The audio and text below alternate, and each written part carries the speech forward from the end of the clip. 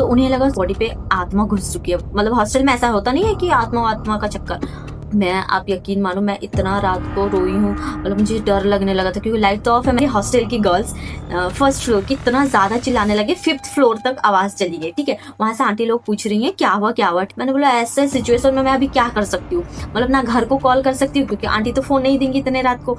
अब मैं क्या करूँ। सब अपने साथ बेड था उसको ज्वाइन करके सोने लगे कि हॉस्टल पे भूत है। यूनिवर्स को उस चीज का मतलब कि पता नहीं क्या बदला लेना था मुझसे। तो उन्होंने बोला ये ऐसे कैसे ये खुश रह सकती है, इसे तो रुलाना पड़ेगा। रोई, मतलब कितना रोई मैं बहुत ही ज्यादा डर गई थी।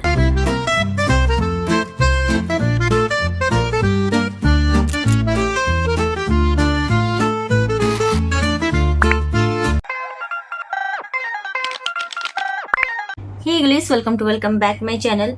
मतलब मैं ऐसे क्यों बोली हूँ, मैं नॉर्मली भी बोल सकती हूँ। Hey guys, welcome back my channel, क्योंकि मैं बहुत ही ज़्यादा एक्साइटेड हूँ इस स्टोरी को बताने के लिए। मतलब मैंने इससे बहुत सारे लेसन सीखी हैं, मतलब आप भी सीख सकते हो। Let's start. आई थिंक ये जो स्टोरी मैं बताने वाली हूँ ये शायद 4 से 5 साल पुरानी है। जब मैं अपने फर्स्ट ईयर में थी, मतलब फर्स्ट ईयर के लास्ट में सेकेंड ईयर मेरे होने वाले थे। तो क्या होता है, हमारे हॉस्टल में न्यू बच्चे एडमिशन करते हैं। तो क्या हुआ, वहाँ पे एक लड़की का एडमिशन के बारे में हमें कुछ पता नहीं था एंड वो फर्स्ट फ्लोर में रहने वाली। बस हमें इतना पता था कि फर्स्ट फ्लोर में एक नई बच्ची आने वाली है, शायद अच्छा पढ़ती होगी वगैरह वगैरह। मेरे दोस्तों ने ऐसे बोला था। तो फिर हम लोग बहुत ही ज्यादा एक्साइटेड थे। मतलब जैसे होता नहीं है, हाइप बन जाती है, फिर आप उस इंसान को देखने में बहुत ही ज्यादा एक्साइटेड हो। तो एग्जैक्टली वैसा ही हुआ था। एंड हमारा जैसे ही क्लास खत्म होता है तो हम बहुत ही जल्दी से आते हैं, मतलब उसे देखने के लिए, जस्ट देखने के लिए। तो फिर हम, मतलब कि हमारा नाइट क्लासेस नहीं होता था उस टाइम पे, मतलब फर्स्ट ईयर में इतना नहीं होता था, सेकेंड ईयर में स्टार्ट होता था। जब हम आए, ठीक, आप ये चीजें सोच लो, मतलब हम ऐसा लग रहा था कि कोई सेलिब्रिटी आने वाली है। बट ऐसा जज नहीं करते, बट सारे लड़कियों ने क्या किया था, एक ग्रुप बना लिया। तो हम कोई ग्रुप में नहीं थे, मतलब हम अपने रूममेट्स के साथ। एक रूम में 4 या फिर 6 लोग रह सकते हो, नीचे के फ्लोर पे 4 ही लोग रहते हैं। तो मैं और मेरी रूममेट, हम लोग बहुत एक्साइटेड से आए थे। हम लोग, मतलब उतना एक्साइटेड मेरे को तो नहीं था, हम लोगों को जितना था। मैं तो मेरा आराम से, जैसे मेरे लिए नॉर्मल दिन होता है तो वैसे ही था, आएगी कोई नहीं आएगा। और मैं मतलब कि इतनी ज्यादा खुश थी, मतलब उस चीज को लेके नहीं। मेरी मम्मी मुझसे मिलने आने वाली है क्योंकि हमारे वहाँ फोन अलाउ नहीं था। और मेरी मम्मी 2 महीने में मिलने आती है, अदरवाइज मेरी फूफी हर टाइम आती है मिलने मुझसे। वीक में एक बार तो कंफर्म है। एंड उसके बीच बीच में जब भी उनका मन करता है, क्योंकि उनका घर पास में ही था, बजाय उनके घर में रहे मैं हॉस्टल में रहना चाहती थी। क्योंकि मतलब उससे, मतलब आपका माइंड उधर नहीं जाता, जैसे कि फैमिली के ऊपर नहीं जाता, आप सिर्फ कॉन्सेंट्रेट कर सकते हो मतलब पढ़ाई पे। यार मेरी मम्मी आने वाली है भाई, मतलब मैं बहुत ही ज्यादा खुश थी क्योंकि सबके पेरेंट्स मिलने आते हैं, बट मेरी फूफी आ रही थी, मुझे तभी भी खुश था। लेकिन यार मम्मी आई नहीं थी 3-4 महीने से, तो मैं बहुत ही ज्यादा खुश थी। तो यूनिवर्स को उस चीज का मतलब कि पता नहीं क्या बदला लेना था मुझसे। तो उन्होंने बोला ये ऐसे कैसे ये खुश रह सकती है, इसे तो रुलाना पड़ेगा। हम नॉर्मली बैठे थे, मैं बस अपना ब्रेकफास्ट कर रही थी एंड डिनर के टाइम में वो आई लड़की। 9 बजे से 10 बजे तक हमारा डिनर का टाइम होता है। तो वो लड़की आई शायद 8 या 7 बजे के करीब। ठीक है, 8 शायद डिनर के बाद आई वो लड़की। एग्जैक्ट मुझे टाइम तो याद नहीं है, बट इतना याद है कि वो आई। जब आई, आप यकीन मानो, मतलब इतना ज्यादा, मतलब लोग चिल्लाने लगे। मेरे हॉस्टल की गर्ल्स फर्स्ट फ्लोर की इतना ज्यादा चिल्लाने लगे, 5th फ्लोर तक आवाज चली गई। ठीक है, वहां से आंटी लोग पूछ रही हैं क्या हुआ क्या हुआ। हमारी आंटी तो सोई थी। हमारी आंटी बहुत स्ट्रिक्ट थी, मतलब हमारी जो वार्डन थी वो बहुत ज्यादा स्ट्रिक्ट थी। फर्स्ट फ्लोर में रहती है, वो हर चीजें मैनेज करती है, मतलब बहुत अच्छी थी लेकिन बहुत स्ट्रिक्ट थी। पर की आंटी सारे फ्री छोड़ देते हैं, पर ये वैसी नहीं। फ्रंट वाले रूम में वो शिफ्ट हुई थी, फ्रंट में तो बाथरूम था, उसके साइड वाले रूम पे वो शिफ्ट हुई थी। 4 लोग रहते तो वो एक ऐड हुई।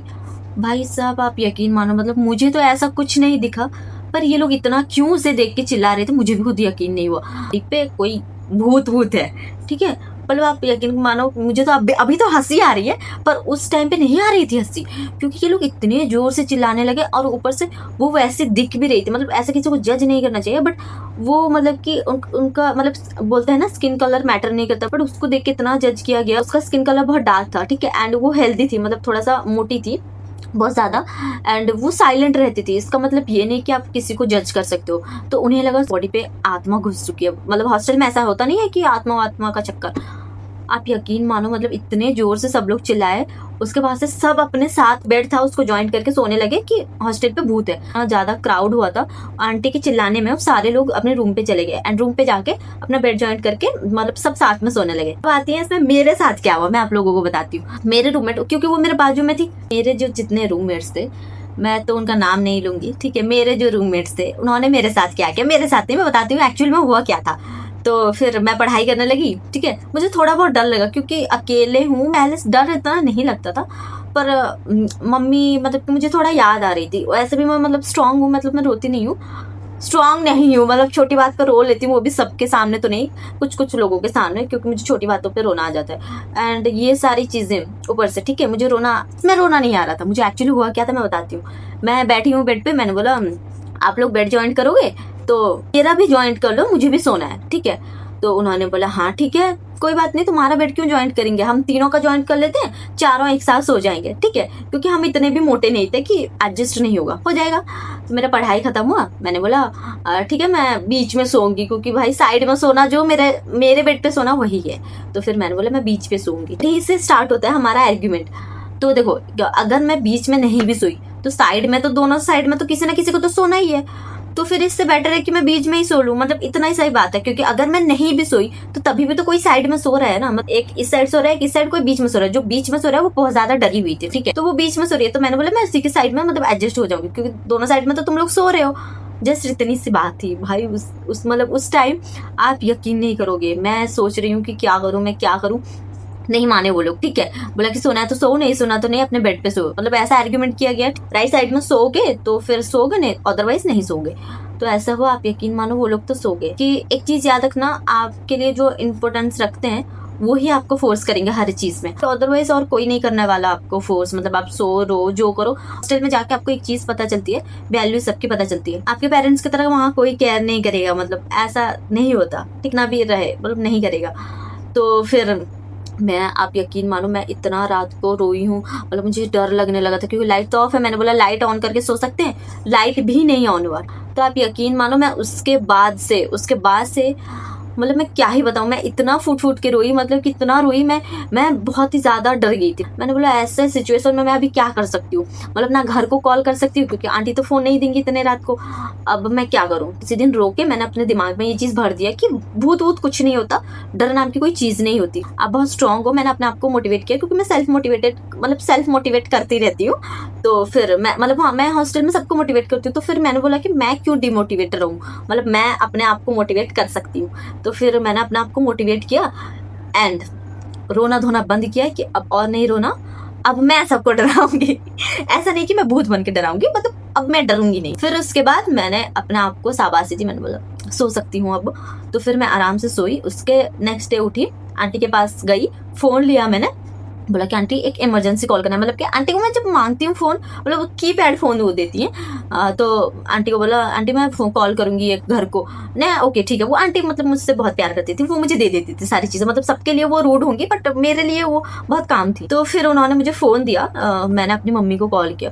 अब एक चीज, आप अपनी मम्मी से कोई चीज छिपा नहीं सकते, मतलब कि मैं अपनी मम्मी क्या, मैं अपने घर वालों से नहीं छिपा सकती कि मेरे घर वाले मेरी आवाज को सुन के जान लेंगे कुछ ना कुछ तो इसके साथ हुआ है। मतलब कि मेरे घर वाले मुझसे इतना प्यार करते हैं, मतलब मेरी शक्ल अगर थोड़ा सा ऐसे बैठ जाऊंगी तो पूछेंगे क्या हुआ, मतलब कुछ नहीं भी हुआ होगा, मैं नॉर्मली भी ऐसे बैठ जाऊंगी, कुछ तो हुआ है, मतलब 100 सवाल पूछेंगे क्या हुआ, कैसे क्या हुआ, कुछ हुआ है, कुछ चाहिए वगैरह, ठीक है। तो ऐसा, तो मैंने चुप हो गई मैं।